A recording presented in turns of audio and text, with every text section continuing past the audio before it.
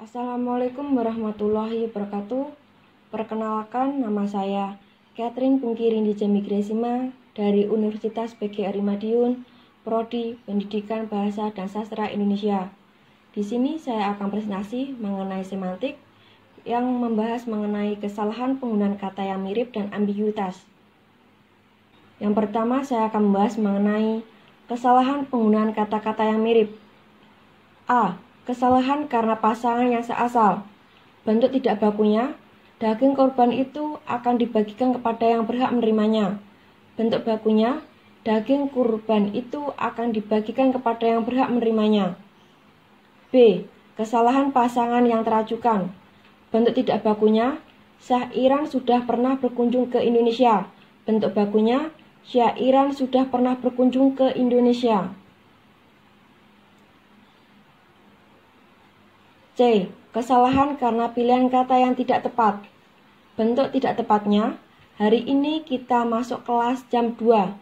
Bentuk bakunya, hari ini kita masuk kelas pukul 2. Selanjutnya, saya akan membahas mengenai ambiguitas. Kerr 2002 menjelaskan bahwa salah satu peristiwa semantik yang perlu dihindari karena bermakna bias adalah ambiguitas. Ambiguitas disebabkan karena struktur kalimat yang menimbulkan penafsiran ganda. Makna dalam ambiguitas berasal dari frasa atau kalimat yang terjadi karena penafsiran yang berbeda. Misalnya, berbeda penafsiran dari sisi-sisi gramatikal. Perhatikan kalimat berikut. Contoh yang pertama adalah Diva datang untuk memberitahu. Makna memberitahu dapat bermakna 1. Menjadikan supaya tahu. Sedangkan bermakna yang kedua yaitu memberi jenis makanan yang terbuat dari kedelai atau tahu.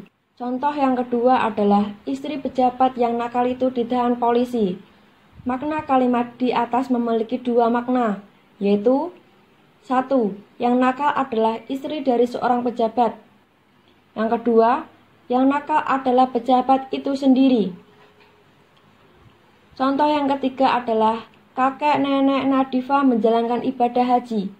Makna kalimat di atas bermacam-macam. Makna kalimat tersebut antara lain 1. Kakek dan nenek dari seorang yang bernama Nadifa menjalankan ibadah haji. Yang kedua, kakek, nenek, dan Nadifa menjalankan ibadah haji.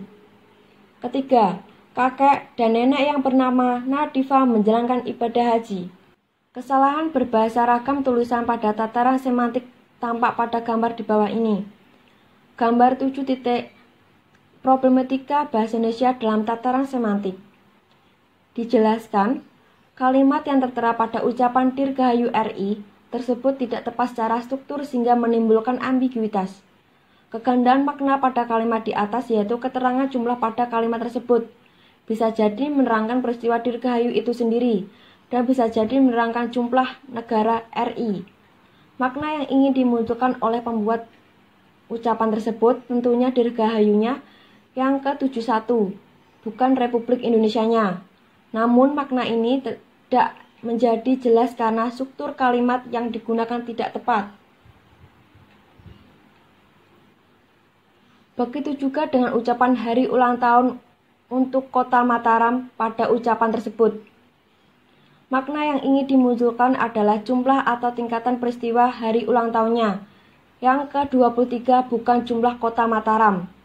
Jika bentuk ucapan seperti pada gambar 7 di atas dibiarkan, orang lain bisa jadi penafsiran bahwa ada Republik Indonesia ke-68, ke-69, dan ke-70. Selain itu ada juga kota Mataram ke-20, ke-21, dan ke-22. Padahal baik Republik Indonesia maupun Kota Mataram hanya satu. Untuk mendapatkan bentuk ucapan yang tepat, ragam tulisan pada gambar 7 di atas dapat digantikan menjadi Dirgahayu ke-71 Republik Indonesia dan ke-23 Kota Mataram. Ambiguitas kalimat akibat ketidaktepatan penempatan unsur kalimat seperti gambar di atas juga disebut arifin dan hati. Kedua pakar ini menjelaskan bahwa demi menghindari salah tafsir, bagian yang menyatakan keterangan termasuk keterangan tentang jumlah, kejadian, atau peristiwa, harus diletakkan dengan apa yang diterangkan. Misalnya, Disnatalis ke-8 Universitas Sanjaya, bukan Disnatalis Universitas Sanjaya ke-8, sehingga orang tidak akan menafsirkan ada Universitas Sanjaya ke-5, ke-6, ke-7, karena Universitas Sanjaya hanya ada satu. Sekian dari saya. Wassalamualaikum warahmatullahi wabarakatuh.